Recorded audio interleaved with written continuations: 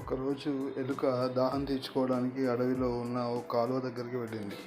ఆ అడవిలోని క్రూరమృగాలు కూడా దాహం తీర్చుకోవడానికి ఆ కాలువ దగ్గరికే వస్తుంటాయి. ఎలుక భయపడుతూనే గబగబా నీళ్లు తాగడం మొదలుపెట్టింది. దానికంటే ముందు అక్కడికి వచ్చిన ఓ పిల్లి కొద్ది దూరంలో నీళ్లు తాగుతుంది. కంగారులో ఎలుక పిల్లిని గమనించలేదు. ఒంటరిగా ఉన్న ఎలుకను చూడగానే పిల్లి గట్టిగా ఆగు, నేను తాగే నీళ్ళని పాడవుతున్నాయి అని అరిచింది. అయ్యో పిల్లి మామ, నీళ్లు నీ వైపు నుంచే ఇటు పక్కకు వస్తున్నాయి. నువ్వు తాగే నీళ్లు నేను ఎలా పాడు చేస్తాను అని అమాయకంగా అంది ఎలుక. ఆ మాటలు నిజమే, కానీ అది ఒప్పుకోవడానికి పిల్లి సిద్ధంగా లేదు.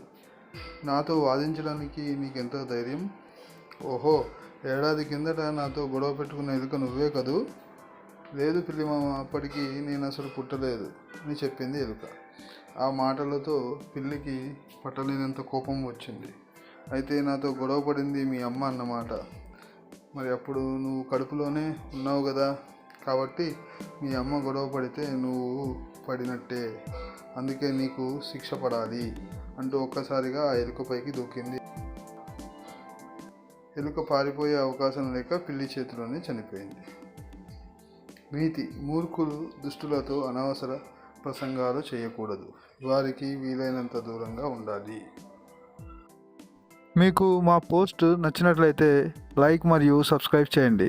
మళ్ళీ ఆసక్తికరమైన వీడియోతో మళ్ళీ మీ ముందుకు వస్తాము. సర్వే జనా సుఖినో భవంతు. జై హింద్.